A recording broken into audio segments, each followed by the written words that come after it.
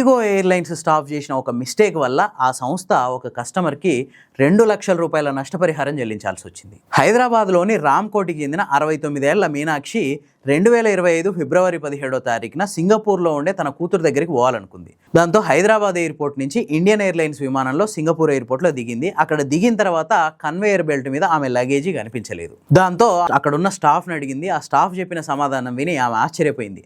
ఆమె బ్యాగ్ మీద మహమ్మద్ ఫైజ్ అనే ఒక రాంగ్ ట్యాగ్ తగిలించడం వల్ల అది ఆస్ట్రేలియాలో ఉన్న సిడ్నీకి వెళ్ళిపోయింది. ఆ బ్యాగ్లో దగ్గర 75,000 రూపాయల విలువైన వస్తువులు ఉన్నాయి. ఒక వెండి గిన్నెతో పాటు తన కూతురి కోసం ఒక పట్టు చీర, అట్లాగే తన మనవరాలి కోసం ఒక గిఫ్ట్, ఇంకా డ్రై ఫ్రూట్స్, ఆమె డయాబెటీస్కి సంబంధించిన మందులు అన్నీ ఆ బ్యాగ్లోనే ఉన్నాయి. సో ఈ విషయాన్ని అక్కడ ఉన్న స్టాఫ్కి కంప్లైంట్ చేయడంతో 20 రోజుల తర్వాత సిడ్నీ నుంచి ఆ లగేజ్ వెనక్కి తెప్పించి సింగపూర్ ఎయిర్పోర్ట్లో ఆమెకు హ్యాండ్ ఓవర్ చేశారు. కానీ వెళ్ళేటప్పుడు 35 కేజీలు ఉన్న ఆ లగేజ్ వచ్చేసరికి 15 కేజీలకు తగ్గిపోయింది.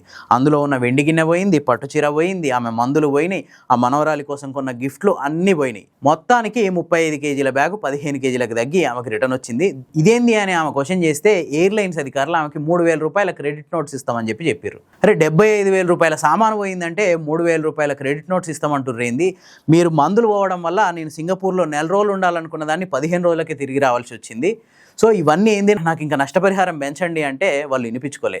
దాంతో ఆమె హైదరాబాద్ వినియోగదారుల కమిషన్ 3ని ఆశ్రయించింది.